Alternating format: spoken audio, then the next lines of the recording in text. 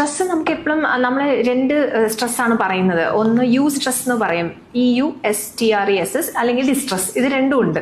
അപ്പോൾ സ്ട്രെസ് എന്ന് പറയുന്ന സാധനം നമ്മൾ നോർമലി ഗുഡ് സ്ട്രെസ് എന്നാണ് അതിന് പറയുന്നത്. അതായത് നമുക്കിപ്പോൾ ജീവിതത്തിൽ കാര്യങ്ങൾ every day activities of daily living എന്ന് നമ്മൾ പറയുമല്ലോ, ADL, ആ കാര്യങ്ങളൊക്കെ ചെയ്തു പോവാനായിട്ടുള്ള ഒരു എഫേർട്ട് നമ്മൾ എടുക്കുന്നുണ്ടല്ലോ. മൈൻഡും ബോഡിയും അതിന് വേണ്ടിയിട്ടൊരു എഫേർട്ട് എടുക്കുന്നുണ്ട്.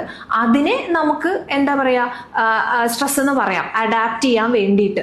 പക്ഷെ അതിലും ഉപരിയായിട്ട് നമുക്കൊരു ജോബ് ലോസ് ഉണ്ടായി, അല്ലെങ്കിൽ ഇപ്പം നമ്മൾ സെപ്പറേറ്റഡ് ആവുകയാണ്, അല്ലെങ്കിൽ നമുക്കൊരു ബ്രേക്കപ്പ് ഉണ്ടായി, അല്ലെങ്കിൽ നമുക്ക് ഫിനാൻഷ്യലി ഡിഫിക്കൽട്ടി ഉണ്ട്, അങ്ങനെയൊക്കെ ഉള്ള സമ്മർദ്ദം നിരന്തരമായി കുറേ നാളത്തേക്ക് നിൽക്കുമ്പോഴത്തേക്കും പിന്നെ നമ്മളത് ഡിസ്ട്രെസ്സിലായി നമ്മൾ.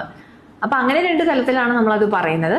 ചില സ്ട്രെസ് നല്ലത് തന്നെയാണ്, നമ്മളെ മോട്ടിവേറ്റ് ചെയ്ത് ആ എഫേർട്ട് ഇടാൻ നമ്മളെ പ്രേരിപ്പിക്കും. അപ്പോൾ അത് നല്ലതാണ്. പക്ഷെ കുറേ കാലത്തേക്ക് ബുദ്ധിമുട്ടായ ഒരു അവസ്ഥയിൽ പോവുകയാണെങ്കിൽ മാത്രമാണ് അത് നമ്മൾ ഡിസ്ട്രെസ് എന്ന് പറയുന്നത്.